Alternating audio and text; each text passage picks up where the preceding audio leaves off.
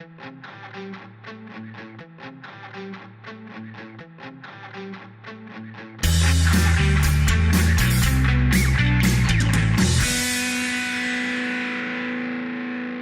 and welcome to Recruiter 360 TV with me, Toby Babb, and joined today by Hishem Azzouz. Hishem Azzouz. Good to see you, mate. Good to see you. Thanks for coming in. Still as tall as I try. It's these platform shoes for you. Hishem has been with Hoxo Media now for coming up to a year, is it? No, it's nearly 8 months. Is it? Okay. Yeah. So getting there. Still a bit to go. Tell us a little bit about your background, your travels. So basically, worked in recruitment for 2.5 years. Prior to that, I worked in insurance as an insurance broker. Then basically, one of my friends went from an insurance broker to a recruiter. Yeah.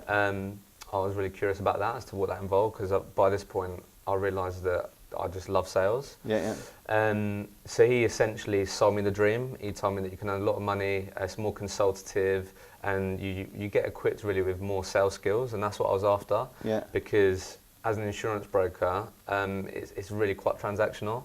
I had leads, I'd call them, and by the end of that call, if that was a successful call, I'd basically sell them insurance in that one call. Yeah. So I was like, right, so I can do that. Recruitment, what I understood was that it was more of a longer sale. Yeah. Consultative, more dealing with people, more face-to-face skills, because all I had was just phone-based stuff. So, and then started interviewing for recruitment businesses. Ended up joining a small boutique agency. There was 8 of them when I joined. In West Sussex? Yeah, West Sussex, Hayward Heath. So I'm from Eastbourne originally.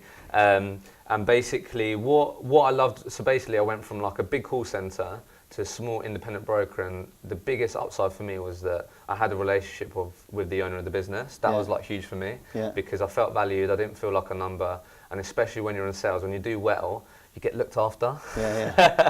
So that's what made me decide to go with that business. Worked in recruitment for 2.5 years, which was recruiting for the insurance industry.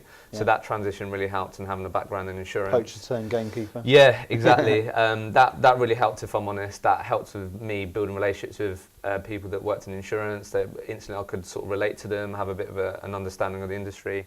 So did that for 2.5 years. And then basically, long story short, the first year I found it difficult.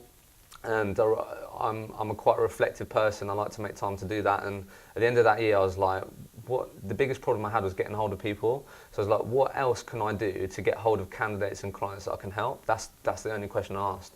And basically, at this point, I was consuming Gary Vee content. Yeah. He always Which gets you've brought continued up. to do. Yeah, definitely. And so I was like, well, none of my competitors, because I looked, none of my competitors were using or leveraging LinkedIn and social media to communicate to these people. What they were doing was, when I looked, because I basically did a bit of a presentation to my old director, I was like, look, we've got a huge opportunity here, and all of our competitors were just posting about jobs. And it didn't work. Like that whole year, I didn't make one placement by advertising a job online. It was through referrals, it was through the database, it was through job boards, but getting people off job boards, that was how we'd win. So do a search in the morning, call them, and we'd have to give them a sales pitch as to why it's in their interest to get off and just work with me exclusively. That was how you used them successfully. So that basically led me then on a journey for 18 months of like learning and understanding how I can use social media in a different way to communicate to candidates and clients. And that's what just led me on, and it just snowballed really. That's what led to me starting a blog, starting a podcast, started to do videos. I convinced 2 people in my business to get in front of the camera. Everyone else thought, Hishem, how's that going to make me more money? That was the first question I got, which I appreciate, because everyone around me had done recruitment for 5+ years. So I think that's just the advantage I had. I was open-minded. I think that's the only advantage I had. So fast forward towards the end of that career there, my career in recruitment, through me doing a blog and a podcast, that led me to reaching out to Sean, because I somehow connected with him on LinkedIn. And this is Sean Anderson at Hoxo, and as I'm sure you'll appreciate, once you connect with Sean, he's never not on your newsfeed on LinkedIn. So basically, so I had this mind, I was doing it and it was working. That last 18 months, by me creating content and using these platforms, it had a direct impact on my billings. So I really believed in it.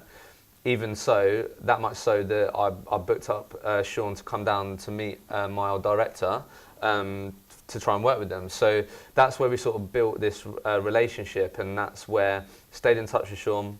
He actually mentored me for a bit. Yeah, because he was an ex-insurance recruiter. Yeah, ex-insurance recruiter. And again, it was just being open-minded. My mindset, look, you read a lot, right? You'll hear it all the time that you want to learn from people that have done what you want to do. Yeah. So my simple mindset was, right now, I'm limited to the knowledge that I have in this room. Yeah. And there's nothing wrong with that. And there's so much knowledge, and I've taken so much of that. But if there's one, if I could speak to someone outside of these four walls and then have a different perspective, that could give me a competitive edge. I was always thinking, how can I be better? And how can I be better than my competitors? Well, that's the first time we met. I remember you were probably the only person the UK who was recruiter. a consultant at the UK Recruiter event. Yeah, and, exactly.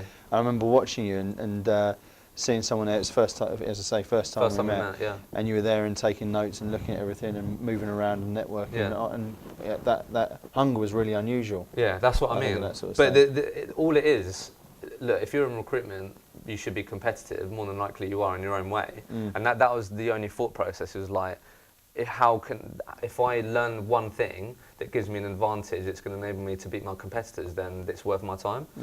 So we built a relationship, and then an opportunity came up to join Hoxo. And look, everyone will know in recruitment that it's that gut instinct that tends to never lie. When we're speaking to candidates who said that they couldn't attend an interview because something happened, and you think, nah, that's not right.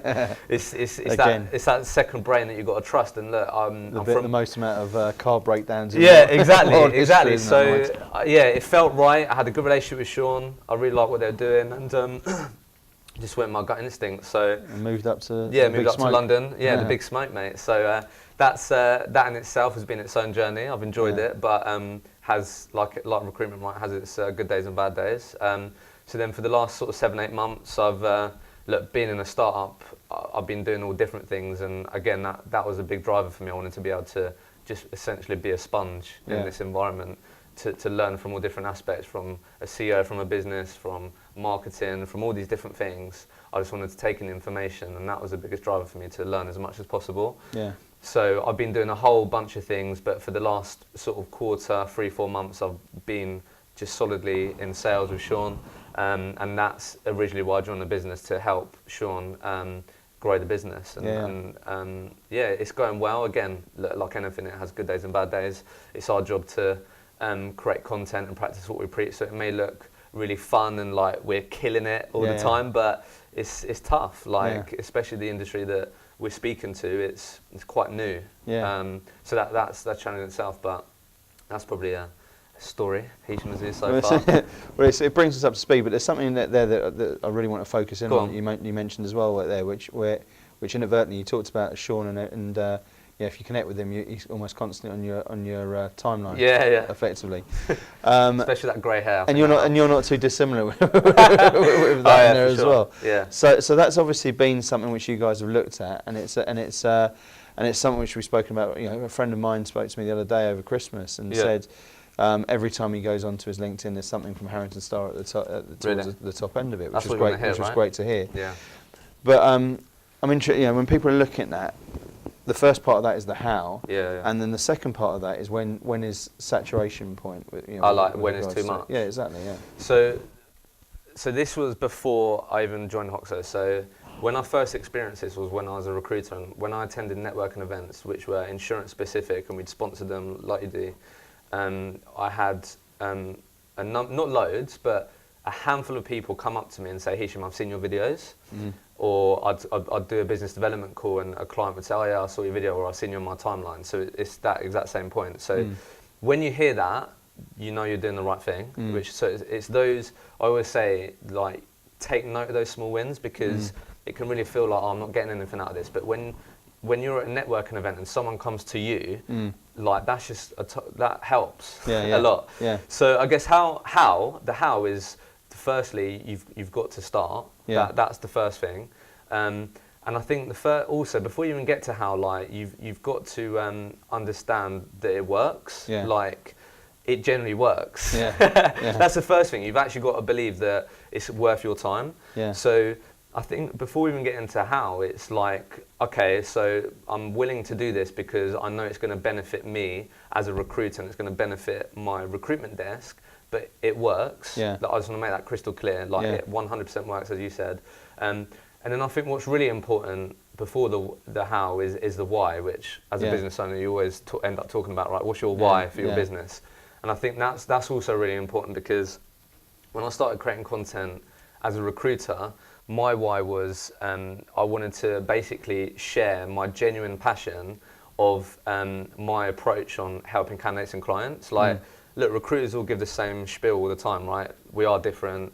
I will listen to you, Mr. Candidate. I'm not like the others. You're not just a number to me. You're not just a candidate. Those sorts of things. But for me, what I wanted to do was I wanted to get that across. And the first things I started talking about was like interview feedback. I shared my story. How we'd basically help candidates and what our approach is. So I think before the how, you need to understand that it works, be open-minded to it, and understand why you want to start doing it. Why do you think some people don't believe it does work? Because because in recruitment, it's very you're like, well, I can call people. Which I get, and I still do, and I have to do, and I did when I was a recruiter. But I think it's just being, you know what you need to do to make that placement, which has always been call X amount of people, or call these people to get referrals, or whatever it is. The normal way that you do it has been so efficient, and it delivers and it works. Why do I need to change it? Do you know what I mean? So I think it's more so that, and me and Sean always say this, that creating content and doing these things, it's not to replace that proactiveness and not to replace the sales calls. You still have to do it, but it just helps, and it enables it even further, and it just helps. So I think it's just more of the process that we've been used to has always worked. Do you know what I mean? It still works now. So I think it's just that. So people, if it ain't broke, don't fix it. Exactly. My view on it's always been really straightforward with it. That absolutely don't throw away the phone. The phone is the pivotal part of sales in general, and particularly in recruitment. And I wish it would be used more. I'll go on record as saying that. But alongside that, for me, the beauty of this, the beauty of social media, the beauty of brand building is it does the work for you when you are asleep. So effectively, you can be at home and people can still be seeing you, people can still be engaging with you, people can still be learning with you. And if you've got that things there and you're front of mind all the time, they might not buy from you in week one. And this is what I see a lot of people investing into it, doing it for a week, being quite proactive, and then losing the thread of it. If it's done consistently and it's done consistently that's why I mentioned the why, because that's what gets you through when you were in the tough times in Harrington Starr, right? It's like, why did I set up this business? Why was I doing it? It's the exact same principle, and also you have those days in recruitment, right, where they're just everything's gone bad, and you're like, why am I doing this? And if that why isn't strong enough, then you're going to be more likely to stop before you even started. But to answer your second point, is there like too much? My opinion on that is that it depends what the too much is in terms of like the actual context of the content. So like if you're always talking about jobs, then I'd say then you do have to think about, hang on a minute, am I just talking about the same thing? At the end of the day, look, every single person is consuming loads of content. Do you know, every single day, right? You see everyone scrolling through Instagram or whatever platform, LinkedIn, whatever it is. If the context of the content, if what that person is talking about is relevant to you, then it's never not enough. Do you know what I mean? Like I've been to podcasts, I can't stop listening to them because like I feel like I'm getting something out of them. So if the content is right, then I don't think there's too much of it if it's actually benefiting the other person. Do you get what I mean? But at the same time, all I'd add to that is that from a recruiter perspective, you're not always going to be able to do pieces of content which may add value to the person that's watching it or reading it. So it's okay to sprinkle in there what you actually do, and you actually have a really good opportunity that you want to talk about and those sorts of things. That's fine, but it's about just not hammering home the same message every single post. I think that's when you're probably going to get less engagement and have less success. So I don't know. It's a bit of a hard one. What's too much? But I think if you're thinking about what's too much, then you're gonna you just come up with excuses to not do as much. Do you know what I mean?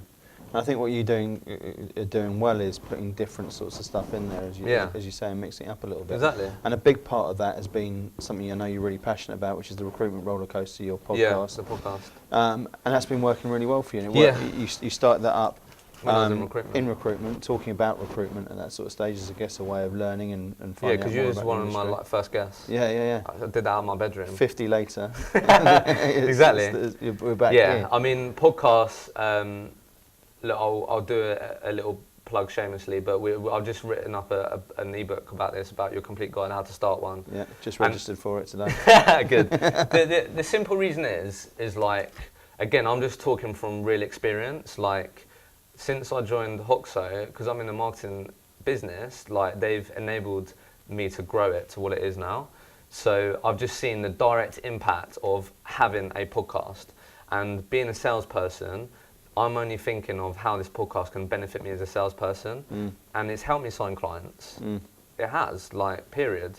And in this ebook as well, there's a podcast that's done really well, Tech Talks, the part of the Harvey Nash group. And only this year, it's helped them close up to like 500K's worth of business. Is that right? Yeah.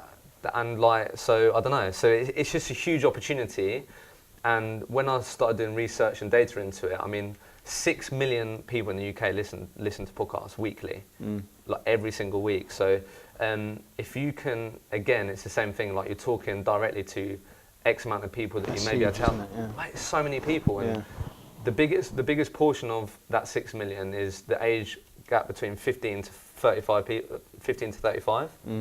So that tends to be, look, if you're speaking to businesses, who doesn't want young people? Do you know what I mean? Yeah. So if you can tap into that audience by whatever it is you're talking about from your recruitment business standpoint, it's just a huge advantage to have as a recruitment business. If you have a podcast that is well known in the industry that you recruit for, it can give you a great competitive edge. So tell us a little bit about how people can use that intelligently. We were talking before about data and exactly. So prime example, and I shared a short snippet on this which is direct to you. So the best way that I've experienced and people have used when they've been on the podcast that we have is that, so if me and you sit down, we do a podcast, and I'm a recruiter and you're my client, and I'm working with you and I have vacancies with you. For me, I think the most effective way to use that podcast is that it can be part of the interview process or part of that candidate qualification period where you're speaking to a candidate, and look, it's no different. You go to a client meeting, you understand their requirements, you try and soak in the business environment, the culture, what makes them different, and all you then do is relay that to a candidate, right? So a podcast is normally quite long form, like this is, 20, 30, 45 minutes. And in those 20, 30, 45 minutes, you're going to have a real opportunity to uncover who that person is. And they're going to get the opportunity to really sort of share their story, their opinions, their perspectives. And if you can then share that with a candidate and say, look, have a listen to this and let me know what you think. Or even during an interview process, to get the candidate brought in more into the business, listen to this. This is from the CEO of the business. And what I like about that is that as a recruiter, when you're delivering, call it a pitch, but you're saying this is why you should consider this opportunity, obviously the candidate is taking that on. They have to trust you have to have credibility, but they're always going to have that sense of, there's something in it for this recruiter. So obviously he's selling me a bit here. What I really like about using a podcast in that way is that there's no selling involved. Like, if you send that to a candidate and they call you back and say, Hishem, absolutely love that podcast, I'd love the opportunity to meet them, like, you haven't had to do any selling. Do you get what I mean? So it's a whole different experience. So that candidate, for sure, that's really powerful.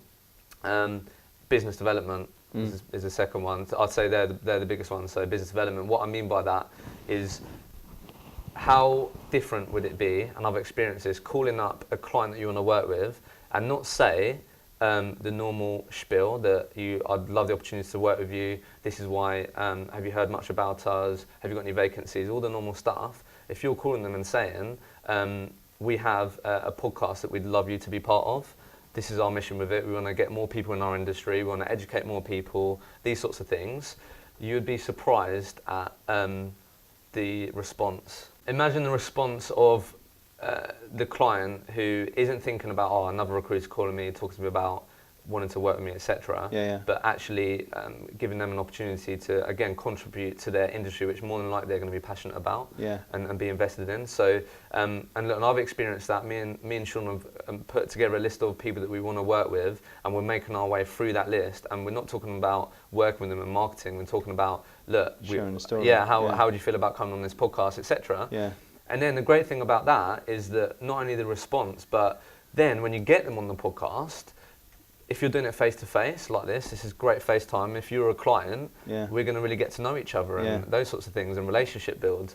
Or even if you just do it over the phone or whatever, you're going to really get to know that person. Like all the podcast episodes I've done, I'd be comfortable calling all of those people, and if I needed a favour or something like that, it's just the same as a recruiter, right? You build your network, and it can help building with relationships, getting face-to-face time with people. It's and it's not the normal things that other recruiters are doing. So that again, it comes back to that competitive advantage. Like, so business development, candidate engagement, I'd say. And so you mentioned something interesting there. We're saying it's not the normal thing. It's pretty easy to do, isn't it? Yeah. Why isn't it the normal thing? As in, what I mean by that is, why aren't enough recruiters doing podcasts, do you think? Why aren't enough recruiters engaging in video? Why is that? Again, I think it's the, I think it's just, I don't want to use the word fear, but it's like really getting out of your comfort zone. And like, if you're a salesperson, again, it just comes back to, well, no, Hishem, I'll just pick up the phone. Like, I'll call this person. Like, why do I need to do that? And again, it comes back, you mentioned that you've seen people that try and then they end up stopping. I think, again, it does take more time, and you may not see the direct results instantly. That's a huge factor as well. Because if I BD you and I get a job on, well, I'm going to carry on doing that. Do you get what I mean? But if I share a video, or if I record a podcast episode and I get nothing back, you're thinking, well, what was the point in that? So I think it's that. And then what I meant by not many people are doing it, as in, again, that's the window of opportunity. That's what I see. Because if you were to search your 5 direct competitors right now, the chance of them having a industry specific podcast of minimal, I'd say. So I think it can equip you with a real competitive advantage that can, again, we're all, as recruiters, you're always trying to find ways of like how you can be better than your competitors and how you can differ, I think. Do you know what I mean? I think that's what recruitment business owners are always saying. How can we no longer be perceived as just get people's bums on seats? How can we be more of a service? How can we be just an extension of the clients, businesses that we work with? And a podcast can definitely help with that. Yeah. Okay. And in terms of other snippets of wisdom from what you've seen, I mean, look, the beauty of what you've done, speaking to 50 different people across the industry, is getting a whole load of, and plus everyone you're speaking to on a day-to-day basis, of course. You've got a huge range of the industry. What do you see working really well? If you're sat here, we're sat here in January at the moment, 2019. What do you see as the sort of trends in the year? What's going to separate the wheat from the chaff? Yeah, I think I know it's like so common now, but video, honestly, I think that. So look. LinkedIn, firstly. Let's talk about, there's so many, the thing, I speak to a lot of people and they're like, they want to go from like 0 to 100 like within a week, right? So they're like, right, I need to be everywhere. I'll just set up a Twitter account, Instagram, all this. So I went to the most recent UK Recruiter event, and I've quoted this, and I think it's a really important stat, and you may know this for your company, but I can't remember their name now. They got I think it's social recruiting. Johnny Campbell, his business, Social talent. Social talent, that's it. Yeah. So they did a talk at the end of this event, and they do a global recruiter survey. I've got the last year's one downloaded on my laptop, and basically they said that in 2018, the most successful source of recruiters internally and externally of placed candidates was like between 50 and 55% LinkedIn. So if you're going to start doing anything, just double down on LinkedIn. Yeah. That would be my advice. So like if I was to say to you, what's like out there, what would be the most successful way of finding and sourcing candidates that you place? Would you say it'd be LinkedIn would be quite high up there? It's probably high up there. That's what I mean. So if you're going to do anything, I'd say that's the first thing, like just double down on LinkedIn. Don't worry about Instagram, don't worry about Twitter, just double down on LinkedIn. So all you've got to do is worry about one thing. And yeah, I mentioned video. I think when I made and shared my first video when I was in recruitment, this was like the end of 2017. You couldn't even upload it natively. Yeah. I had to upload it on YouTube and then share it from my profile. I don't know if you remember this, but they rolled out videos. So my director, for example, who's had LinkedIn for ages, he was able to post it natively at that time of the year. But what they did was they rolled it out to X amount of members, but not to everyone. Yeah. And sometimes they do that with certain features. They roll it out to, I don't know, a percentage of members, I guess, see how it goes and if it works. And then, so I couldn't even like post it natively in the end of 2017. But going into this year, videos everywhere, right? And you've got the likes of Interview, Audro, those types of companies that have actually built a business on the whole video piece. Yeah. For me, I think if you could do anything this year, would be to try and get in front of the camera. And I know your consultants do that. And the reason why I say that is like being an ex-recruiter myself, I'm not that great of a writer. Like I can write, I'm like okay, but the reason why I wanted to get in front of the camera was I felt like I could get Hishem across the best way, way. And at the end of the day, when I'm in client meetings, candidate meetings, that's what I'm doing. I'm trying to connect and get them to buy into me. Yeah. So I think video really enables that. Yeah. Everyone can tell you that, do you know what I mean? And it's quicker as well. Yeah, it's quicker. And I think that everyone has the smartphone now, so being able to literally walk from a client meeting to the office, you can literally hold your iPhone, do a video. It's just so easy as well. Do you get what I mean? So I think the trends, if anyone could do anything, would be, I think video could have the biggest impact on your recruitment desk, I think, if you do it well and you do it consistently. You mentioned something interesting there about the difference between adding natively and adding through YouTube. Yeah. What are the benefits to both of those? Because there are. Right? Natively will always do better. Yeah. Because it's like every platform. They employ people on very high salaries to try and figure out how to keep people on these platforms for as long as possible. Yeah. Do you know what I mean? Yeah. So, like, if you're posting something on LinkedIn and you're directing them to YouTube to watch it, of course it's not going to get as much traction because they're going to click straight away from LinkedIn. LinkedIn don't want that, do they? Yeah. So, if you can post natively, for sure. Yeah. There's nothing wrong with, like, for the podcast, for example, I'll put a link in there to go somewhere else, but if you have something there that people can watch or read, then that's okay. But if you're, like, for example, if you upload a YouTube video or like a YouTube link, definitely that won't do as well. Is that right? 100%. I've definitely tested that. Yeah. Because I remember when I was uploading videos in recruitment, that's how we did it, YouTube. And then when my director did it natively, it got 10 times engagement. Yeah. So, and it's just for that fact, because they want you to stay in LinkedIn. And how do you drive more traffic towards YouTubers, for example? How would you? Yeah. I think, I don't know. I'd say, I don't know. Using my experience, I'd say, look, I've got to drive people to listen. Because you've got people, you've got your YouTube piece as well there. Yeah. That's what I think. I mean, my advice to that would be, again, it's like if you double down on LinkedIn and that's where you get the most traction, you can then leverage that and tell them to go somewhere. Yeah. That's your best bet, right? So obviously you're probably most active on LinkedIn, but you use this to put this on YouTube. So how you get people there is people trust you here and they're going to consume your content on LinkedIn. Yeah. So, hey guys, I've got this, but you have to watch it here. You've got a lot more chance of people going there from the platform where you have a lot more success and you have credibility and you have a network. Yeah. So I'd say the best way to get people to YouTube or Instagram or whatever it is again, you need to try and double down on one and then you can leverage that and you can siphon off people to other platforms. Yeah. I think that makes sense, and that's what I do for the podcast, right? They have to go to Apple Podcasts or they have to go to the website page which the podcast is on. So I leverage LinkedIn to say, hey guys, got a new podcast, you can listen here, but you have to go there. Do you get what I mean? Yeah. So that's what I'd probably say. And you're going to share all the details about how you can get podcasts up how you and can running start. And share all that honestly, in your new ebook. Yeah. So look, when we did ours, it cost me nothing. Yeah. And if I'm honest, look what it took us both 30-40 minutes. Yeah. So it costs you nothing and it's very time efficient. So and you can all do it from a smartphone if you wanted to. It depends what avenue you do it. Where it will add more time is if you do it like this, like face-to-face and those sorts of things. If you can do that, great, because as I said, it gives you face time with the client, etc. But if you wanted to start and you want it to be professional, you want to be able to get it all in the right places, then the app that I use is Anchor, which I'll talk a lot about in this ebook. I remember telling you, So, and you can all do it from your smartphone, and as I said, it costs nothing. And so easy, wasn't it? As I said, you didn't even need to download the app. Like, all I needed was your phone number, you get a link, and then you go into that, you click that link, and then the episode's being recorded. So it was super easy. And that's when it's all started, and now you've moved into the studio. And so I think the big reason for that is it's more of an experience. So as I said, I'm getting some real FaceTime, and I'll be honest, a lot of those people I sit down with, we end up talking about, Hoxo Media, what do they do? Do you know what I mean? It's always going to come up. Trojan horse.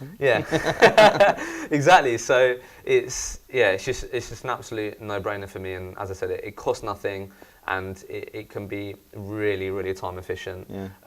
So yeah, basically. Go for it.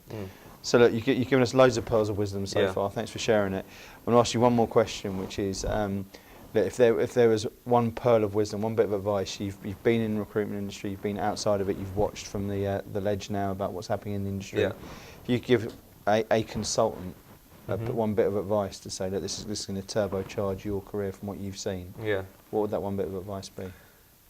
I think for me, I don't know if this is great advice, but I always come back to it. Like, for me, it's like, just start. And what I mean by just start is just start creating content, or just start to try and do things a bit differently. A question I keep asking people on the phone, and when I'm speaking to people, is, can you continue to hit your goals working the same way as last year?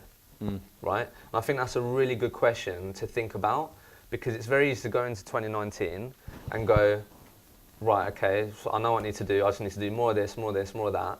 But look, just start and be open-minded. I think that there are people out there, trust me, I speak to the businesses that are doing it differently, and they are winning. And I think if you just start in 2019, you generally will have a real competitive advantage, and you will have a head start against your competitors. Because the reason I say that is because I speak to recruitment business owners every single day now who still don't quite get it, who still are on the fence of if it works. So if you really double down on it this year, and you start, and you're open-minded to coming up with ways that may benefit you in your recruitment desk this year, you're going to be really ahead of the game. And look, I'd rather be the person that tried, failed, learned something, or maybe actually got a lot of success from it, and look back a year down the line and say, I'm really glad I started that, or whatever. Or do you want to be the recruiter that is looking back next year and going, why didn't I start? Why didn't I start sooner? Do you know what I mean? So I think start and be open-minded to try and do things differently. Just do it. Just do it. There's a tagline in that somewhere. Yeah, for sure. Hishem, it's been brilliant talking to you. Thanks so much for coming in. Thanks for having me. Thanks to all of you guys for watching, and we'll see you on another episode of Recruiter 360 TV very soon. Thanks for watching.